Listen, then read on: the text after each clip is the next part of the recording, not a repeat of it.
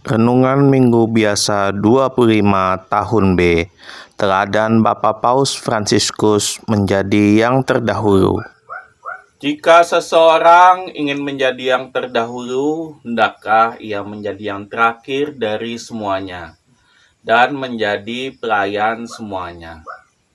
Saudara-saudari yang dikasihi dalam Tuhan kita Yesus Kristus, siapa di sini yang ingin menjadi yang terdahulu?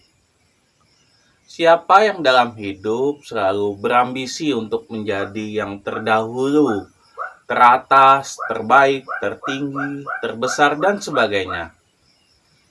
Pokoknya orang yang gak mau kalah lah dalam hidup.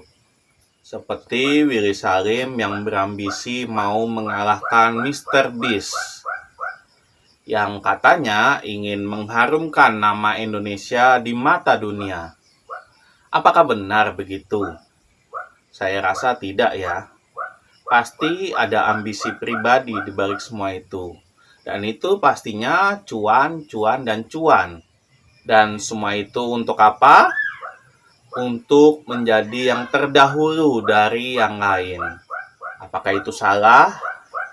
Menjadi yang terdahulu, menjadi yang terbaik, menjadi yang nomor satu tentu tidak salah ya.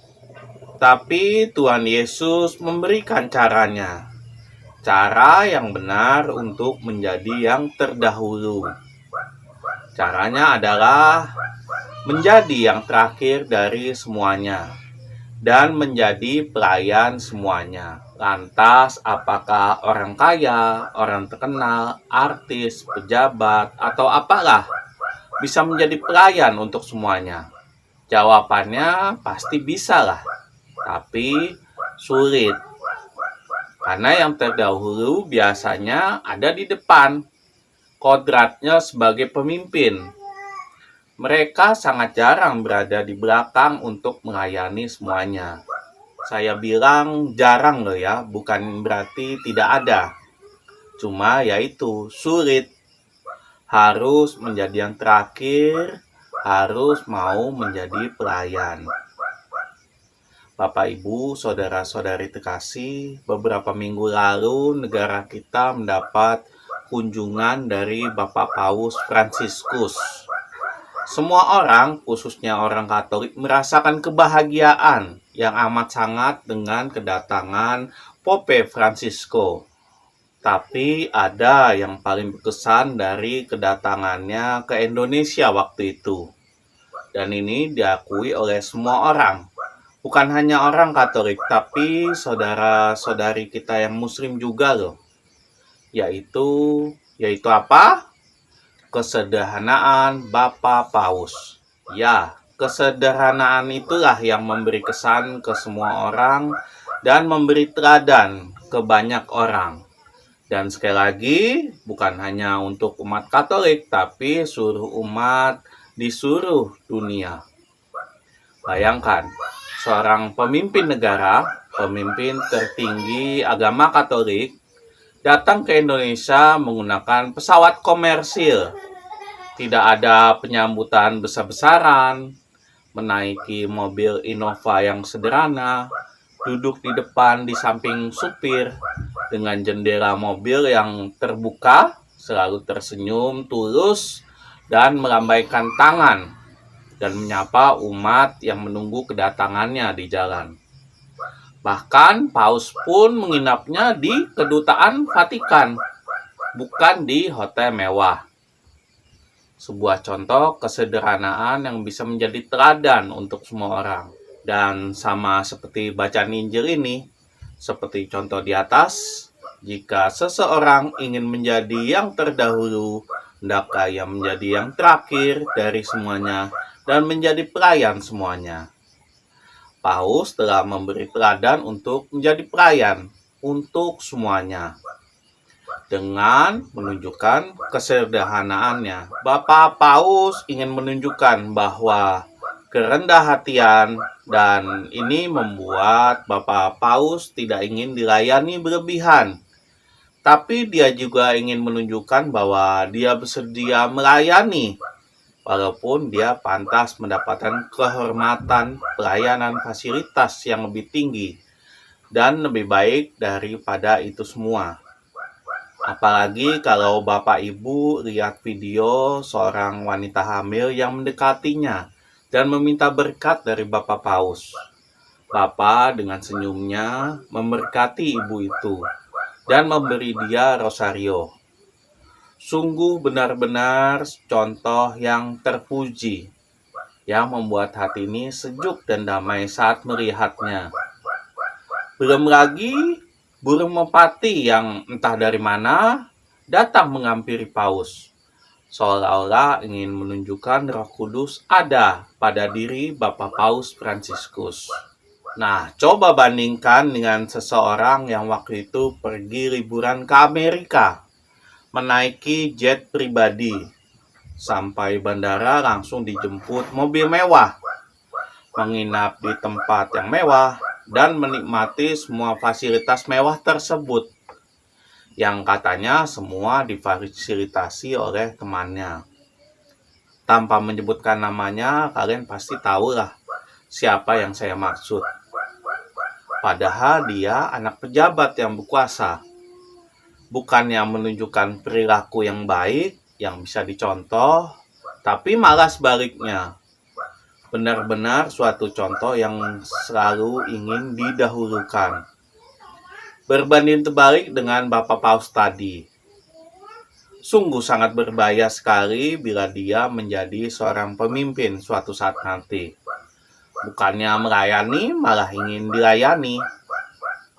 Saudara-saudari yang terkasih, bacaan Injil hari ini, Yesus bahkan memberi contoh bagaimana caranya melayani. Dalam Markus 9 ayat 36, maka Yesus mengambil seorang anak kecil dan menempatkannya di tengah-tengah mereka. Kemudian ia memeluk anak itu. Ya, melayani seperti menyayangi anak kecil yang kamu sayangi. Bapak Ibu pasti yang punya Bapak Ibu yang sudah punya anak pasti tahu rasanya menyayangi anak sendiri. Rela berkorban memberikan yang terbaik untuk anaknya.